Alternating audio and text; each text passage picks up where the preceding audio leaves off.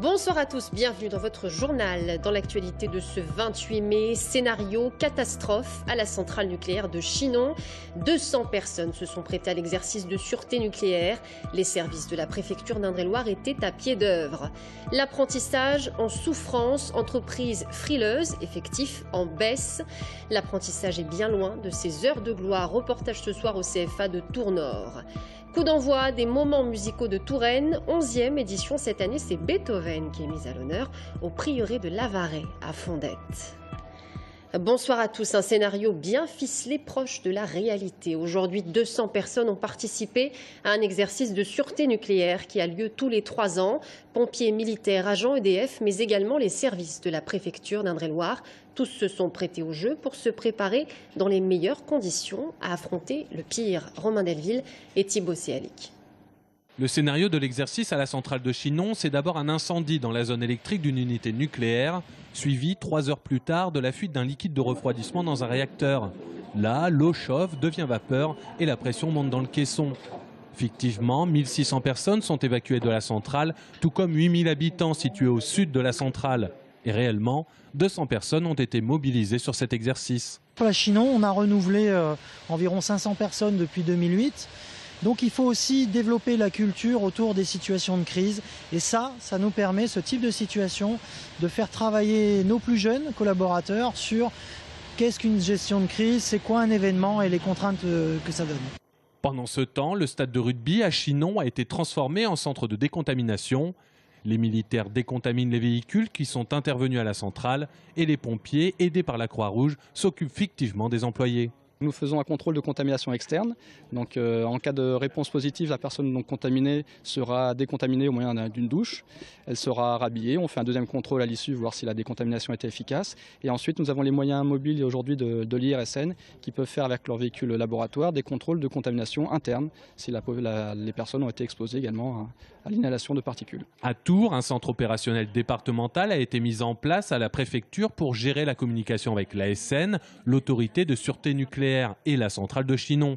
Sauf qu'au COD, la réalité a rejoint la fiction nucléaire du jour. L'exercice a été arrêté 2 heures avant la fin. La raison, une fuite de vapeur bien réelle cette fois dans une centrale en Moselle. C'était aujourd'hui une partie de l'exercice à Chinon. Les incendies se multiplient ces jours-ci. Hier soir, c'est un feu d'appartement rue des Trois Orfèvres dans le Vieux-Tour qui a mobilisé une trentaine de sapeurs-pompiers et une grande échelle. L'origine serait accidentelle. Heureusement, aucune victime n'est à déplorer. Une opération délicate puisque ces bâtiments sont fragiles et le risque de propagation très important. D'un feu d'appartement au premier étage avec une propagation légère au deuxième étage. Pas de victimes chez les habitants, tout le monde a été évacué. On a eu une explosion de bouteilles de gaz avec un sapeur-pompier légèrement commotionné. Donc beaucoup de dégâts dans l'appartement qui est détruit.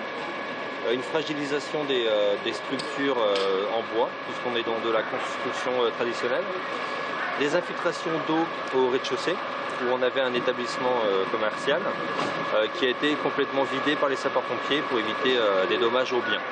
Autre incendie aujourd'hui à Veigné, toujours en Indre-et-Loire, dans le hangar métallique du centre de formation Renault, à proximité de la route départementale 910. D'importants moyens ont été mobilisés, là encore, dont un camion mousse grande puissance pour éviter que le feu ne se propage. Heureusement, les pompiers ont circonscrit l'incendie rapidement. L'apprentissage en souffrance, entreprise frileuse, effectif en baisse. L'apprentissage est bien loin de ses heures de gloire et pourtant 50% des effectifs dans l'hôtellerie par exemple sont issus de l'apprentissage. Reportage ce soir au CFA de Tours-Nord, Romain Delville. Sur le site du CFA de la ville de Tours, 830 apprentis de 14 ans à l'âge adulte partagent leur temps entre le centre de formation et une entreprise. C'est le CFA de l'hôtellerie-restauration, mais pas seulement. Futurs carrossiers, futurs ascensoristes apprennent ici leur métier. À tous les niveaux, l'apprentissage est promu, valorisé par les politiques, les entreprises. Et pourtant, Il y a une baisse de l'effectif des apprentis pour plusieurs raisons. C'est pas toujours évident de trouver un employeur. Le contexte économique n'a pas été très favorable. Il y a eu des effets d'annonce sur les primes, l'absence de primes qui ont produit quelques effets négatifs sur nos recrutements. Pour les familles, c'est pas toujours évident de penser à l'apprentissage. Il y a beaucoup de représentations sur ce que ça peut être le monde du travail. Une des principales difficultés, c'est de trouver un employeur.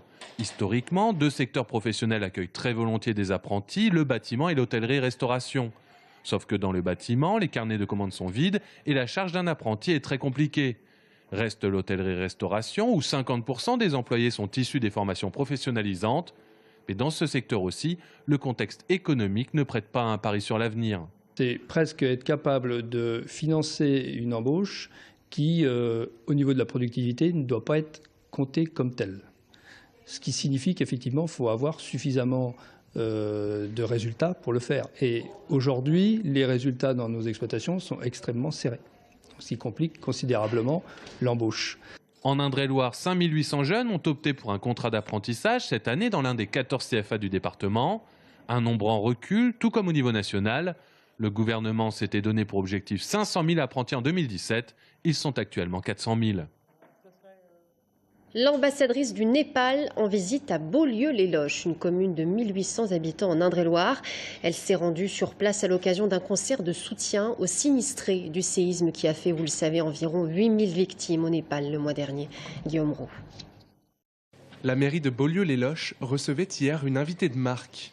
Ambika Devi-Luintel, ambassadrice du Népal en France, passait dans la commune pour assister à un concert de soutien à son pays, sévèrement touché par des tremblements de terre le mois dernier. Une étape importante selon l'ambassadrice. On a voulu remercier tous ceux qui ont aidé le Népal. Il est temps de se rassembler et de rencontrer ceux qui organisent des événements pour nous.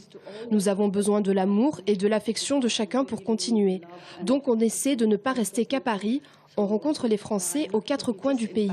Voilà pourquoi on est là aujourd'hui. À 2 pas de l'abbaye, une centaine de personnes se sont rassemblées pour écouter un répertoire classique.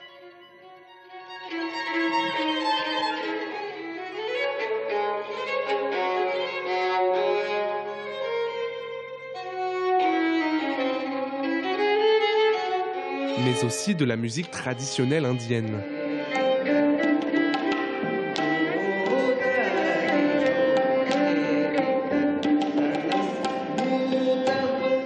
L'association organisatrice ne s'attendait pas à la présence de l'ambassadrice du Népal. On a été extrêmement honorés de savoir qu'elle se déplaçait pour assister à ce concert. Ça donne encore plus de sens à ce concert et donc je pense que les gens vont être plus à même de donner pour cette cause. On a été très touchés par ce qui s'est passé au Népal récemment et notre réponse à cette actualité, c'est d'organiser un concert pour partager un instant avec beaucoup de personnes. Près de 800 € ont été récoltés pendant la représentation. Ils rejoindront un fonds pour aider le peuple népalais.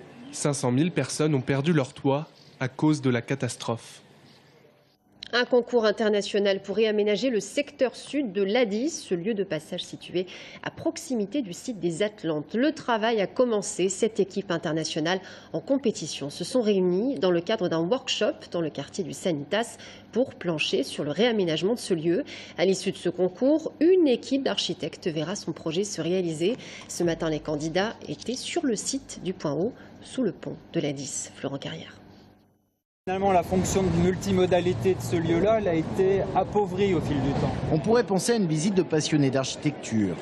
Passionnés d'urbanisme, ils le sont, mais ils ont surtout entre leurs mains l'avenir de ce site laissé à la voiture depuis 40 ans, où se mêlent véhicules à moteur, vélos et piétons. Un site exceptionnel par les contrastes qu'il offre à celui qui prend le temps de l'étudier. C'est assez impressionnant, quoi, tous ces étendues de béton, cette orgie de béton quoi, sous l'autoroute. Et la relation avec un espace très végétal autour et ce chemin de halage. tous ces contrastes et ces usages qui sont un peu déviants des fois. Ce qui saute aux yeux, c'est la différence entre la surface de l'autoroute et la sous-face. C'est-à-dire qu'en dessous, c'est vraiment un grand parking, mais relativement calme.